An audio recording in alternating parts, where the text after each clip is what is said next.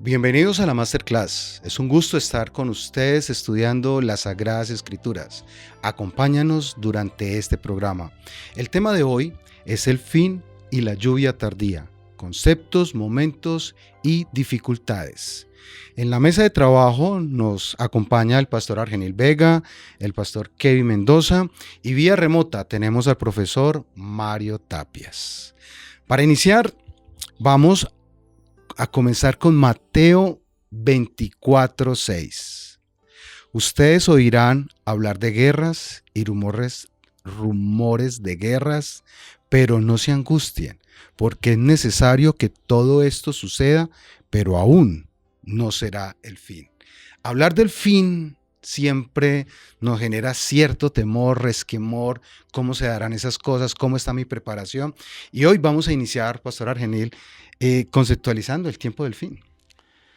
Sí, en Habacuc el Señor dice que no hace nada sin que revele sus secretos a sus siervos los profetas.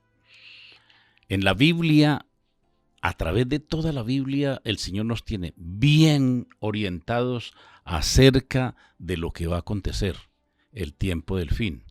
Pero uno de los libros que más nos habla del tiempo del fin es Daniel y el libro de Apocalipsis, que encierra toda la Biblia acerca del fin. Y el último capítulo de Daniel habla que en aquel tiempo se levantará Miguel, el gran príncipe, la venida de Cristo Jesús, y dice que muchos de los que duermen en el polvo de la tierra serán despertados, unos para vida eterna y otros para vergüenza y confusión. Y sigue hablando acerca del tiempo del fin, pero lo que más me causó impresión es que en el versículo 8 dice, y oí, mas no entendí.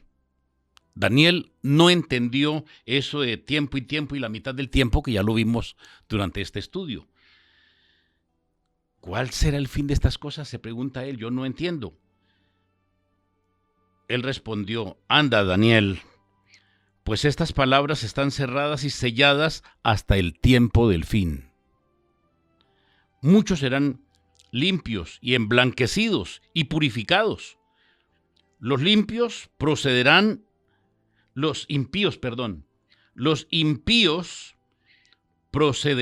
impíamente, y ninguno de los impíos entenderá, pero los entendidos comprenderán. El tiempo del fin.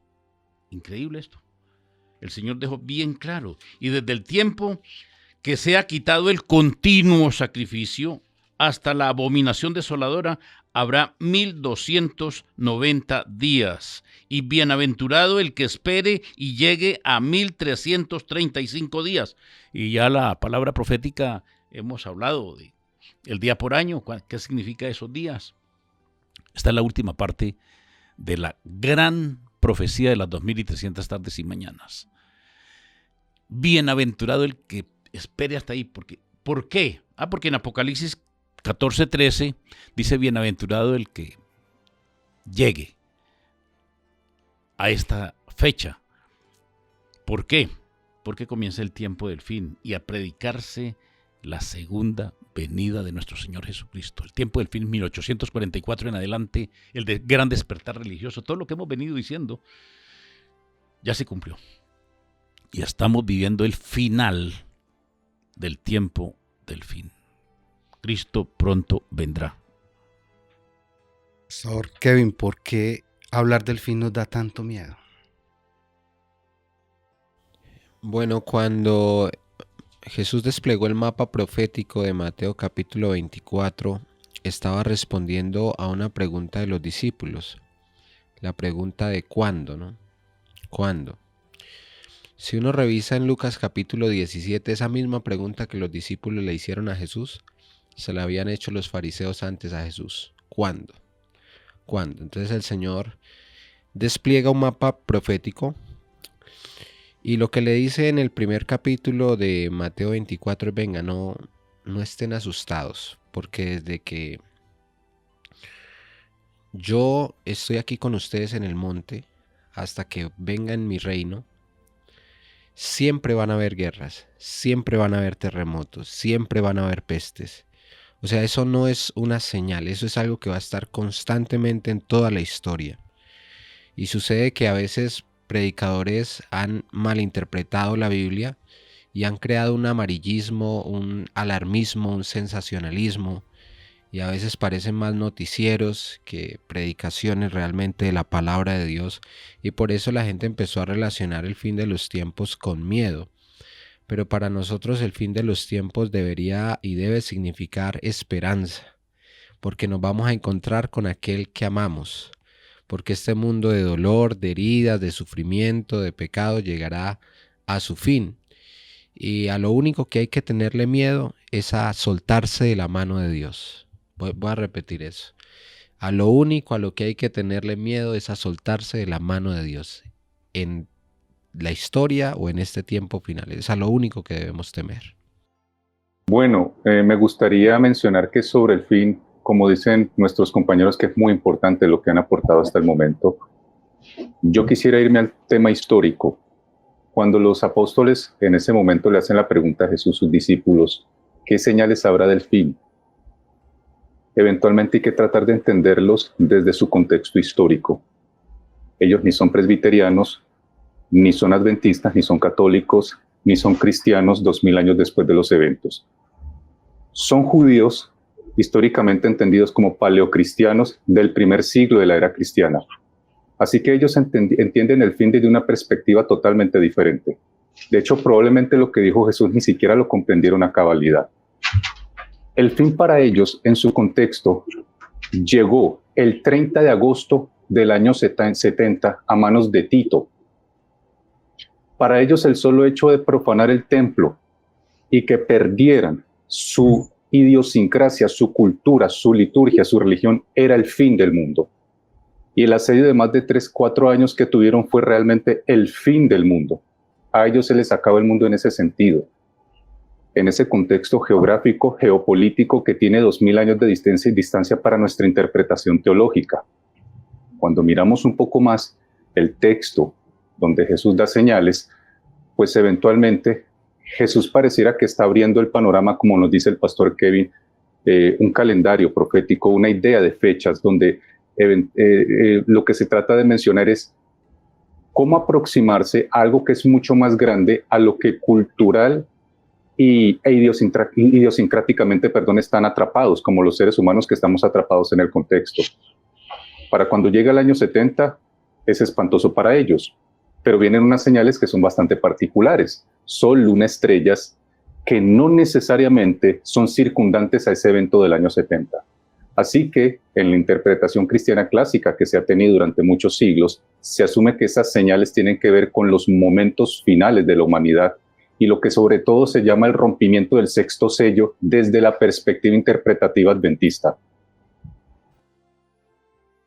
Profe, tú estás relacionando un fin, vamos a llamarlo cósmico, con un fin personal. ¿Cómo empezamos a hacer el análisis de mi fin como persona? Bueno, aquí es muy importante comprender que, y gracias por ello, Mauricio, que hay que entender el fin desde varias perspectivas. Hay una perspectiva que la teología llama escatología, disciplina que estudia los eventos finales. Pero también hay que comprender que todos tenemos un final natural, lo que dura nuestra vida, lo que dura nuestra capacidad de fuerza, de nuestra capacidad de comprensión y vitalidad, nuestra proyección vital. Pero también hay que entender que hay un fin histórico desde la perspectiva cultural e idiosincrática, donde nosotros también necesitamos, como intérpretes de la Biblia, ser bastante cuidadosos a la hora de analizarlo. Y es lo que sucede en el año 70, en el primer siglo de la era cristiana, 39 a 38 años después de que Jesús habla de estos eventos, y es quizás lo que pasa en la mentalidad de los judíos y de los paleocristianos que están en ese momento. Desde nuestra perspectiva hay que comprender, y me uno a lo que dice el pastor Kevin, a lo único que deberíamos tenerle miedo es a separarnos y a perdernos de la relación con Dios. Una cosa es el miedo que nos lleva al doxa griego o a kabod hebreo, que es glorificar a Dios, darle peso en nuestra vida. Y otra cosa es estar alarmantes o alarmistas, creando, como también me uno a su frase, creando la profecía como un sensacionalismo de periódico tabloide amarillista para crear mayor cantidad de personas adeptas que llegan por espanto y terror a una comunidad donde en realidad a veces no encontramos ni el vínculo ni siquiera con nuestros líderes religiosos, pero sí queremos que la gente esté espantada y con sus emociones afectivamente alteradas, pero lo importante es eso. A lo que le debemos tener terror es a separarnos del vínculo más hermoso que puede existir, que es conocer a Dios. Desde esa perspectiva, el fin puede llegar para mí, no tener un vínculo con Dios o no usar correctamente mi vida mientras tengo capacidad de fuerza e intelecto para tomar una decisión correcta. Entre más estudio la Biblia, más le doy gloria y honra al Señor. Porque es que la Biblia no se puede leer como cualquier libro. La Biblia es un libro actual para todas las épocas. Entonces, para el pueblo de Israel entrar a la tierra prometida fue la llegada a la promesa, al descanso. Pero eso es la historia. Para el pueblo de Israel, en el año 70, la destrucción, sí, para ellos, pero la Biblia, por ser la Biblia, inspirada por Dios, tiene un mensaje futurístico o apostelismático. Cada texto que leemos en la Biblia tiene un mensaje para esa época, pero sin saberlo ni siquiera el escritor estaba apuntando hacia hoy y hacia el futuro. Por eso es la Biblia.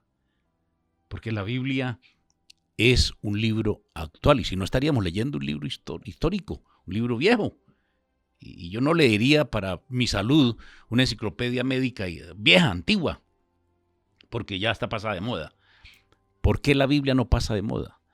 Porque es un libro actual que fue inspirado por Dios a los hombres que fueron llamados para darles un mensaje presente en el momento, pero con una visión futurística. Mira, Mauricio, hay una parábola que Jesús contó en la cual un criado, un siervo, está esperando la venida de su señor, pero el señor nada que llega, y entonces el siervo se dice en su corazón la siguiente frase: mi señor tarda en venir. Qué profundo. Esa frase puede estar empezando a sonar en el corazón de muchas personas. Mi señor tarda en venir. Y entonces dice que el siervo empieza a hacer dos cosas: a vivir en glotonerías e insensateces y a maltratar a sus consiervos. Y entonces, cuando menos lo espera, viene su señor y lo encuentra actuando mal. Entonces, a mí me parece ahí que podemos decir lo siguiente: aunque quizás en el corazón de algunos pueda sonar que mi señor tarda en venir, cuando uno mira las profecías, realmente, especialmente la de los 2300 días, las de las 70 semanas, cómo encaja perfectamente el tiempo de la primera venida de Cristo. O sea, es que encaja, es que Cristo vino en el tiempo profético, que dice ahí. Entonces, si esa parte de la profecía es verdad, la otra parte también es verdad. Estamos en el tiempo del fin. Y no solo eso, sino que realmente uno mira, Mauricio y Pastor, en el mundo cumplirse delante de nuestros ojos muchas de las profecías que estuvieron anunciadas.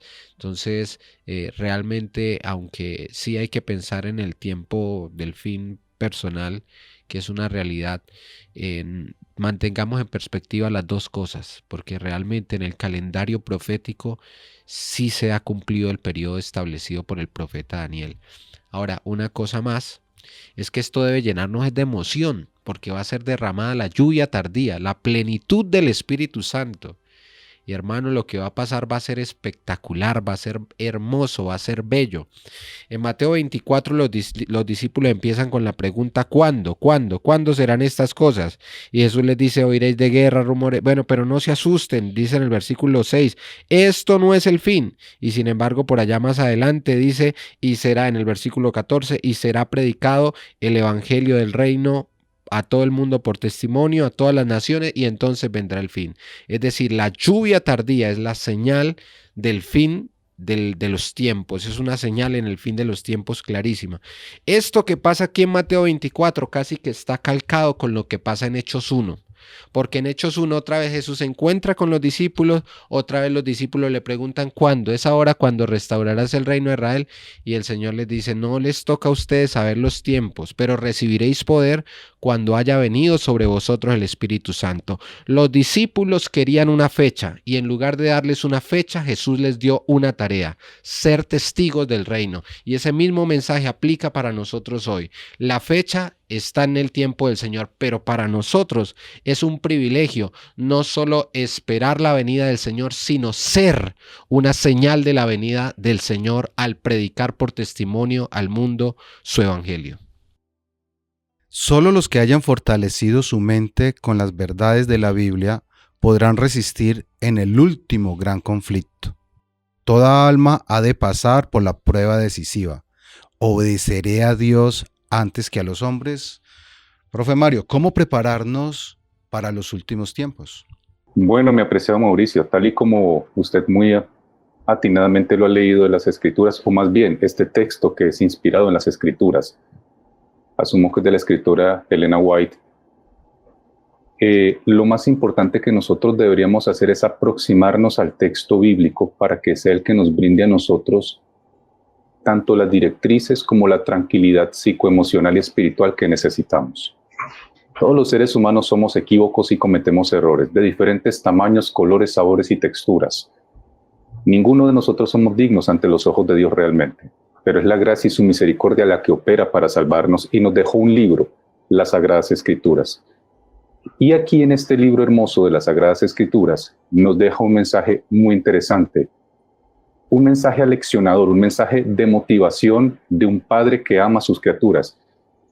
Y es que él promete lo que sucedió en el primer siglo con los apóstoles y que nos relata de manera maravillosa los 3 primeros capítulos del libro de los Hechos, el Pentecostés, la venida del Espíritu Santo con gran poder y fuerza, que ha de también suceder para el tiempo final, para todo aquel que esté presto y esté constantemente diligente, no solamente estudiando. Aquí hay que aclarar que estudiar no es suficiente, sino construyendo una relación de vínculo afectivo a través de lo que estudia, a pesar de sus errores, pero tratando de integrarlo en una relación dinámica que paulatinamente va construyendo cambios en nuestros caracteres y personalidades.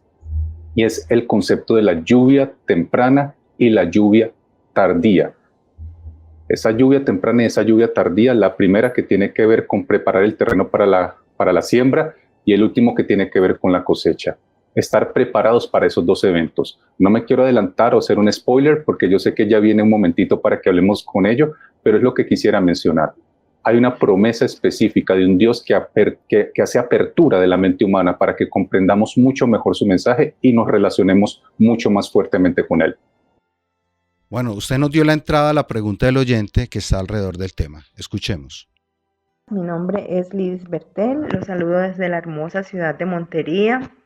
Un saludo a todos los de la mesa de la Masterclass y mi pregunta es, ¿cómo se va a dar y para cuándo podemos esperar la lluvia tardía?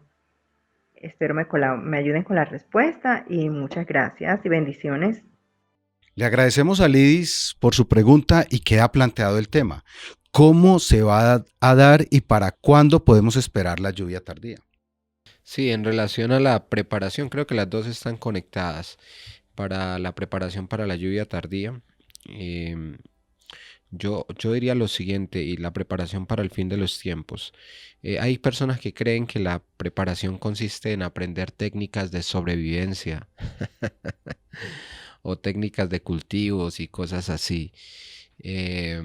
Bueno, yo creo que todo lo que uno aprenda es útil, pero realmente aquí la preparación más profunda está en esa cita que traías del conflicto de los siglos, la parte anterior. La gente suele hablar de que solo los que hayan fortalecido su mente con las verdades bíblicas estarán preparados para enfrentar el fin de los tiempos. Amén, amén, porque así es. Pero el párrafo anterior a esa cita habla sobre la necesidad de asemejarnos en carácter a Cristo. como la preparación para el tiempo del fin. Entonces, yo diría dos cosas, ¿cierto? Sí, estudiar la Biblia, conocer la Biblia, fundamentar mi fe en la palabra de Dios, pero también tener un amor tan grande por Jesús, tan real, tan profundo, que yo esté dispuesto a pasar sacrificio, dolor, todo lo que sea necesario, porque lo único que es capaz de vencer el sufrimiento es el amor. Lo único que es capaz de hacer vencer el miedo es el amor. Así que aquí la preparación más grande es un amor radical, real, vivo, completo por la persona de Cristo Jesús. Esa es la preparación sustancial para el tiempo del fin. Y para esta lluvia tardía, como lo mencionaba Mauricio, nosotros sabemos que el Señor es soberano, pero entre la lluvia temprana y la lluvia tardía son dos figuras bíblicas de la agricultura. Pues es un chaparrón muy fuerte que cae en la lluvia temprana y un chaparrón muy duro que cae en la lluvia tardía, pero entre la lluvia tardía y la lluvia temprana, perdón, entre la temprana y la tardía nunca deja de parar de llover. Todo el tiempo está lloviendo en esa temporada. Así que no nos quedemos por fuera del derramamiento del Espíritu Santo. El Señor, en lugar de darles una fecha, les dio una tarea, y en Hechos capítulo 1 les dio una promesa: y recibiréis el Espíritu Santo. Y me seréis testigos, ¿cierto? Me seréis. Lo que tú eres es el mensaje que Dios quiere predicarle al mundo. Lo que tú eres, el tipo de persona en la que Dios te convierte, es la fuerza de este evangelio. Y la preparación tiene que ser ya. Nosotros debemos hacer nuestra parte ya. Y Dios está dispuesto a darnos la plenitud del Espíritu Santo ya. No porque seamos perfectos, no porque seamos muy idóneos, pero porque es nuestro derecho comprado por la sangre de Cristo Jesús en la cruz del Calvario. Volviendo, pastor, en Joel 2:23 y 24 encontramos: vosotros también, hijos de Sión, alegraos y gozaos en Jehová vuestro Dios, porque os ha dado la primera lluvia a su tiempo, y hará descender sobre vosotros lluvia temprana y tardía como al principio. Las eras se llenarán de trigo y los lagares rebosarán de vino y aceite. Nos está haciendo referencia a esa figura que el pastor mencionaba, agrícola, alrededor de la lluvia. Y si tuviéramos que ir al hecho de la lluvia temprana, ¿en dónde nos ubicaríamos? El Señor es un naturalista por excelencia. Y Él trató de explicarnos con los eventos naturales todo lo que tiene que ver con la vida espiritual. La cosecha, ¿no? La semilla, que es el evangelio, el sembrador, que es cada uno de nosotros, y en fin, para los judíos era supremamente importante que cayera el agua para poder sembrar, y quienes hemos estado en agricultura lo comprobamos. En un verano como el que hubo, pasamos tiempo en que no se pudo sembrar nada, y no hay cosecha si no se siembra. Pero tan pronto el agua cae, qué hermosura, cómo la tierra se prepara de la mejor manera y si hay una cosecha. Pero tampoco hay cosecha si no hay el otro aguacero del final, que madure el grano, que lo haga grueso, que eche. Si sigue el verano, se queda biche y no hubo cosecha. Cuando hace mención en la Biblia de la lluvia temprana, es que la iglesia cristiana primitiva, los apóstoles, el Señor les dijo que se reunieran porque iban a recibir el Espíritu Santo, y fue así. Y descendió, según Hechos, el capítulo 2, descendió sobre ellos el Espíritu Santo con gran estruendo. Y hablaron en lenguas y la gente los escuchó en todos los idiomas, porque estaban reunidos en Israel de todos los idiomas de la época. Y todos les oían hablar acerca de las buenas nuevas de salvación. De ahí en adelante, ellos, ungidos con el Espíritu Santo, predicaron el evangelio con denuedo, dice la Biblia. Tanto que los judíos no conversos dijeron: estos están llenando todas las ciudades de ese evangelio. Pastor, lo que usted decía, cuando el Espíritu Santo hace la obra en el ser humano, tenemos un gran amor por Dios, pero también por las almas. Eso no se puede quedar allá encerrado. Cuando uno tiene a Cristo Jesús en su corazón y tiene esa relación con Jesús, No puede pasar momentos sin hablarle a la gente de que Cristo Jesús te ama, de que Él viene por segunda vez y que Él ha dejado escrito, oiga, tantas cosas lindas. Conoceréis la verdad y la verdad os libertará. Y en Pedro, ¿saben? No quisiera yo saltarme este texto, porque en 2 de Pedro 1:16 encontramos estas palabras tan hermosas. Pues no estábamos inventando cuentos ingeniosos, dice Pedro, cuando les hablamos de la poderosa venida de nuestro Señor Jesucristo. Nosotros vimos su majestuoso esplendor con nuestros propios ojos. ¿Y cómo así? ¿Ellos vieron la segunda venida de Cristo? Y en el libro de San Mateo, el capítulo 16, encontramos una historia que nos deja un mensaje para hoy precioso. El Señor estaba hablando acerca de su muerte, resurrección, la ascensión al cielo y su segunda venida. Y voy a hablar de eso en el versículo 27, porque el Hijo del Hombre vendrá en la gloria de su Padre con sus ángeles y entonces pagará a cada uno conforme a sus obras. Y agrega algo que muchos que leen el texto se quedan con la boca abierta, porque dice: de cierto digo que hay algunos de los que están aquí que no se van a morir, que no gustarán la muerte hasta que hayan visto al Hijo del Hombre viniendo en el reino. ¿Y cuántos se que murieron? ¿Cómo así que hay algunos de los que están aquí que van a ver venir la gloria del Padre, el Hijo, viniendo en su gloria? ¿Cómo así? Y en el versículo siguiente, que ya es el capítulo siguiente, capítulo 17, el versículo 1, 6 días después, Jesús tomó a Pedro, a Jacobo y a Juan, su hermano, y los llevó aparte a un monte alto. Y ustedes conocen la historia. Se transformó allí. Se transfiguró delante de ellos y resplandeció su rostro como el sol y sus vestidos se hicieron blancos como la luz. Y aquí le aparecieron Moisés y Elías hablando con él. Entonces Pedro dijo a Jesús: Señor, bueno es para nosotros que nos quedemos aquí. Si quieres, hagamos aquí 3 enramadas, quedémonos, que esto está muy bonito. Ver la gloria de Dios y 2 personajes de la historia que nos tienen un mensaje tremendo. 6 días después, el Señor dijo: hay algunos de los que están aquí que no se van a morir hasta que vean la segunda venida de Cristo. Pero la vieron en miniatura. Ustedes saben, y los que estudian la Biblia saben, que Moisés representa a un tipo de personas y Elías a otros. Y ver la gloria de Dios. Por eso Él está diciendo: no les estoy hablando de mentiritas que Cristo va a venir, es que ya lo vimos, ya lo vivimos, ya vimos la gloria de Dios. Eso cómo se adquiere a través del estudio de la palabra del Señor. Insto a mis hermanos y amigos que nos escuchan a buscar la palabra de Dios, a estar al día, porque el Señor no nos dejó oscuras. Él nos dio todo lo necesario para que estemos alertas acerca de los tiempos y las sazones. Pastor, la iglesia primitiva nos dio un ejemplo impresionante y probablemente va a ser el reflejo de lo que pueda suceder en estos tiempos. Hay unos hechos, pero hay uno en particular que me llama mucho la atención. En Hechos 2:41 lo encontramos. Así que los que recibieron su palabra fueron bautizados y se añadieron aquel día como 3,000 personas. Pero sigue diciendo el 42. Y perseveraban en la doctrina de los apóstoles, en la comunión unos con otros, en el partimiento del pan y en las oraciones. ¿Es posible que eso vuelva a suceder en estos tiempos? Absolutamente. Y no solo es posible, sino que yo creo que está sucediendo en muchos lugares.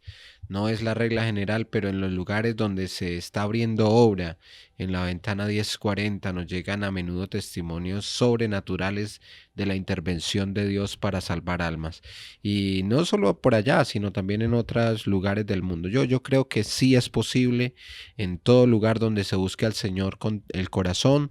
Allí el Señor hará su manifestación de lo que pasó en la iglesia primitiva, volverá a pasar también en el tiempo del fin. Si son milagros lo que se necesitan, milagros dará el Señor. Y si no da milagros es porque Dios sabe que no son milagros lo que se necesitan para convertir almas, porque la gente hasta viendo milagros puede endurecer el corazón.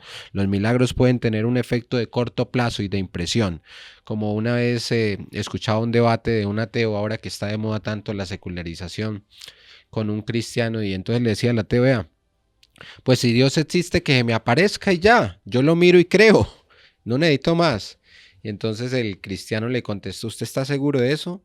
¿Y qué tal si Dios se le aparece de verdad y usted lo puede ver? Y usted, en lugar de creer, empieza a la media hora a decir: es que yo tuve una alucinación. El que no quiere creer no va a creer ni viendo milagros, esa es la realidad. Pero de que vamos a ver una manifestación sobrenatural de Dios y especial de Dios a través de su pueblo, la vamos a ver, de eso no tengo la menor duda. El único tema es que nos quedemos por fuera. Eso sí, la invitación de que Dios va a terminar su obra, la va a terminar con, sin, a pesar o a través de nosotros. Eso es una certeza. Ahora, ojalá sea a través de nosotros. Hay algo interesante respecto a la lluvia tardía, y es quizás conocer por qué era necesario para el mundo hebreo, para el mundo mesopotámico, incluso para el mundo conocido de la época en la zona circundante del Mediterráneo. Y es que son zonas totalmente áridas en su inmensa mayoría y necesitan chaparrones fuertes para que sus cultivos puedan ser funcionales. Desde esa perspectiva agrícola, desde esa perspectiva campesina del cultivo, de la semilla, de la siembra, Dios nos habla mucho en las Escrituras porque la Biblia está totalmente contextualizada allí. Entonces viene lo que es la lluvia Geshem, que era la lluvia fuerte, que era la lluvia temprana. Luego viene la lluvia Malkosh, que era la lluvia tardía. Perdón. La primera era en otoño, para ayudar a que el terreno pudiese ser preparado para poder poner la semilla. Podemos tipificarlo entonces con lo que sucedió en el primer siglo, lo que fue el Pentecostés y el derramamiento del Espíritu Santo. Viene la palabra hebrea para la lluvia posterior o la lluvia tardía, que es el Malkosh, que es aquella que cae en primavera y que ayuda a abrir los botones de las flores y que pueda funcionar completamente este proceso de siembra para que pueda haber la siega o la cosecha. Son dos figuras muy lindas desde la perspectiva agrícola. ¿Qué sucede? Desde nuestra perspectiva interpretativa tomamos esta idea que básicamente viene del libro de Deuteronomio, capítulo 11 y Joel 2 y otros textos bíblicos, por supuesto, solo cito estos dos, para entender qué pasa entre el primer siglo y los eventos finales desde nuestra interpretación adventista. Primer siglo, el Pentecostés, donde cae lo que pudiésemos llamar esa lluvia Geshem, esa lluvia que alista el terreno para poner la semilla, porque habrán siglos posteriores donde se necesite dar un mensaje específico y particular. En tanto estamos a la espera del cumplimiento de una profecía longitudinal, larga. Daniel capítulo 8, versículo 14, 2300 tardes y mañanas. Muy importante, que desde nuestra perspectiva adventista tiene un punto específico que es 1844. Luego viene lo que se considera el comienzo del tiempo del fin y la necesidad de un momento que se llama, o de un evento, de una acción, de una tarea, que es el fuerte clamor o la predicación de este mensaje.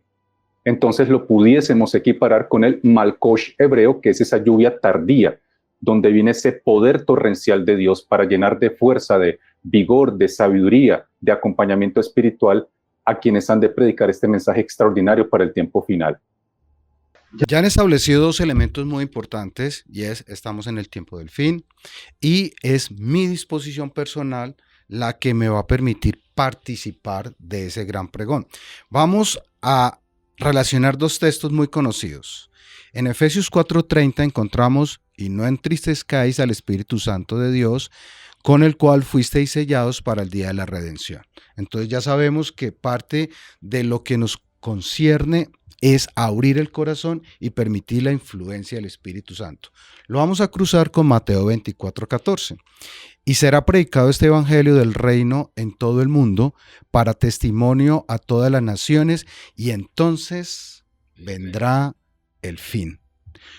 Podríamos decir entonces que la verdad presente, la más relevante para predicar en estos tiempos es que debemos de justamente contarle al mundo que el Señor va a regresar. Sí, Jesús vendrá, pero el Espíritu Santo ya llegó.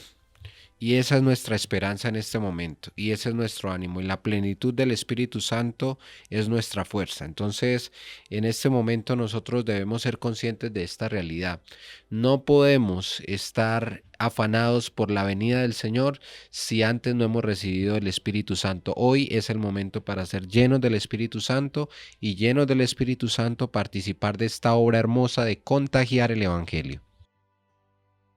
El Espíritu Santo también es el que convence de pecado, de justicia y de juicio.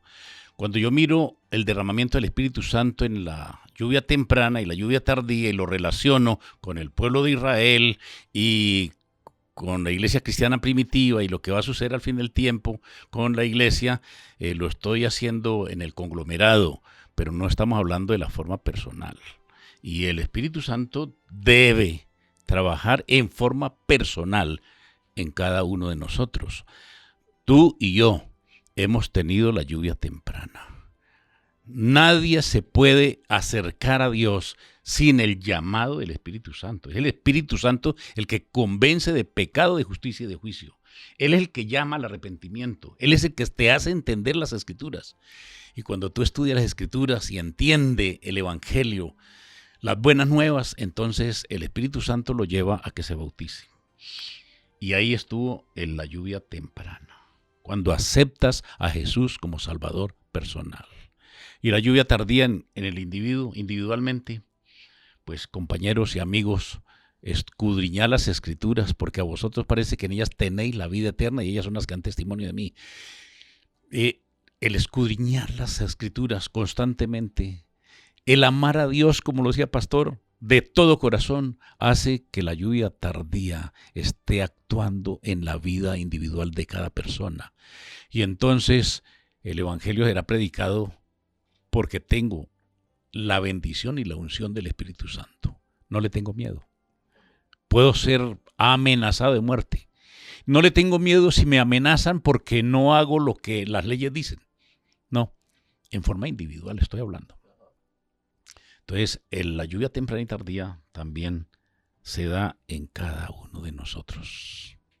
En Proverbios 23 encontramos: compra la verdad y no la vendas. Adquiere sabiduría, disciplina e inteligencia. Hemos llegado al final de nuestra masterclass. Recuerden seguirnos en redes, enviarnos sus preguntas al número de WhatsApp. Recuerden nuestra cita semanal. No se la pierdan. Hasta la próxima.